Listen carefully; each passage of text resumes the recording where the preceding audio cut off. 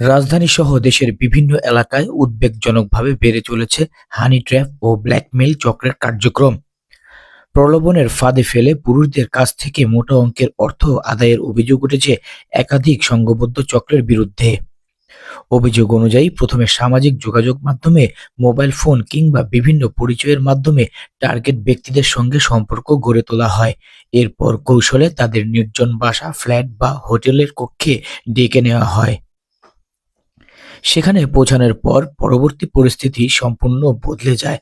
অনেক ক্ষেত্রে চক্রের অন্যান্য সদস্যরা হঠাৎ উপস্থিত হয়ে ভুক্তভোগীদের ভয়ভীতি দেখায়, কখনো মারধরের হুমকি, কখনো সামাজিকভাবে হেয় প্রতিপন্ন করার ভয় দেখিয়েও অর্থ আদায়ের চেষ্টা করা হয়।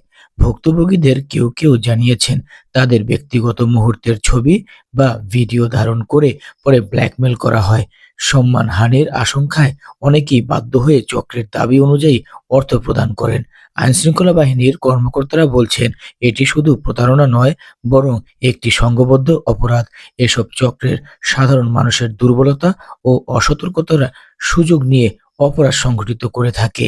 বিশেষজ্ঞদের মতে, অপরিচিত ব্যক্তি বা সামাজিক যোগাযোগ মাধ্যমে পরিচিত কারোর আমন্ত্রণে নির্জন স্থানে যাওয়ার আগে সতর্ক থাকা জরুরি। কোনো সন্দেহ পরিস্থিতি তৈরি হলে দ্রুত আইনশৃঙ্খলা বাহিনীর সহায়তা নেওয়া উচিত। এ ধরনের অপরাধের শিকার হলে বিষয়টি গোপন না রেখে থানায় অভিযোগ করার পরামর্শও দিয়েছেন সংশ্লিষ্টরা। কারণ অভিযোগ না করলে অপরাধীরা আরও বেপরোয়া হয়ে উঠতে পারে এবং নতুন নতুন মানুষদের ফাঁদে পড়তে পারেন।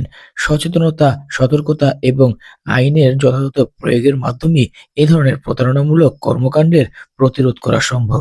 তাই দর্শক, এতক্ষণ যে ভিডিওগুলো আপনারা দেখলেন, এই ভিডিওতে আপনারা দেখতে পাচ্ছেন একটি ছেলে গায়ে টি-শার্ট পরিহিত অবস্থায় একটি বিছানার উপরে বসা। এই বিছানার বসা এবং তার অপোজিটে রয়েছে একজন নারী বোরকা পরিহিত অবস্থায়। অর্থাৎ বিভিন্ন ফ্ল্যাটে ঢাকা শহরের নারীরা এই ধরনের ছেলেদেরকে তারা যৌন লালসায় তারা নিয়ে আসেন এবং একটি পর্যায়ে তাদেরকে মোবাইল ফোনে তাদের উলঙ্গ অবস্থায় ভিডিও ধারণ করে তাদেরকে ব্ল্যাকমেইল করেন। রাজধানীর মিরপুর, শেওড়াপাড়া, কাজীপাড়া সহ মিরপুরের বেশ কয়েকটি জায়গাতেই এই ধরনের বাসাবাড়িতে অপকর্ম করার অভিযোগ রয়েছে। পাশাপাশি খিলগাঁও, বাসাবো, যাত্রাবাড়ি সহ বিভিন্ন অঞ্চলেও একই ধরনের চিত্র আমরা দেখতে পাই। ফ্ল্যাটের মধ্যে তারা বাসা ভাড়া নেয় নিম্ন আয়ের এবং বিভিন্ন ছেলেদেরকে তাদের যৌন আ আ আকাঙ্ক্ষা দেখিয়ে নারীরা রুমের ভিতরে প্রবেশ করায় এবং একটি পর্যায়ে ওই নারীরা তাদেরকে বিভিন্ন মোবাইল ফোনের মাধ্যমে তাদেরকে ভিডিও ধারণ করে এবং ভিডিও ধারণ করার পর তাদের পরিবারের কাছে ভিডিও পৌঁছাবার যে ভয়ভীতি দেখান, এই ভয়ভীতির কারণেই কিন্তু আসলে মূলত তারা বাড়িতে বা বিভিন্ন বিকাশ থেকে, ব্যাংকের অ্যাকাউন্ট থেকে তাদেরকে মোটা অঙ্কের টাকা দেয় এবং তাদের এই পেছনে পুরুষরা আসলে তারা সামনে আসেন না এবং নারীরাই বোরকা পরে তাদেরকে বিভিন্ন রকমের ব্ল্যাকমেইল করেন এবং তাদের কাছে মোটা অঙ্কের অর্থ দাবি করেন। রাজধানীর যাত্রাবাড়ি, রাজধানীর গাবতলী, মিরপুর, মহাখালী, মগবাজার, গুলশান, বনানী, বারিধারা সহ বিভিন্ন এলাকাতেই এরকম বাসা ভাড়া নিয়ে নারীরা দেহ ব্যবসার নামে ছেলেদেরকে ভিতরে আটকে রুমের মধ্যে ৪ দেয়ালে বন্দী করে তাদেরকে উলঙ্গ করে। এক পর্যায়ে তাদের মোবাইলে ভিডিও ধারণ করে এবং ভিডিও ধারণ করার সময় তাদের কাছ থেকে অবৈধভাবে সম্পর্ক করার অভিযোগ দেখিয়ে, ভয়ভীতি দেখিয়ে যে তাদেরকে এম খ সামাজিক যোগাযোগ মাধ্যমে তাদের ভিডিও ভাইরাল করবে।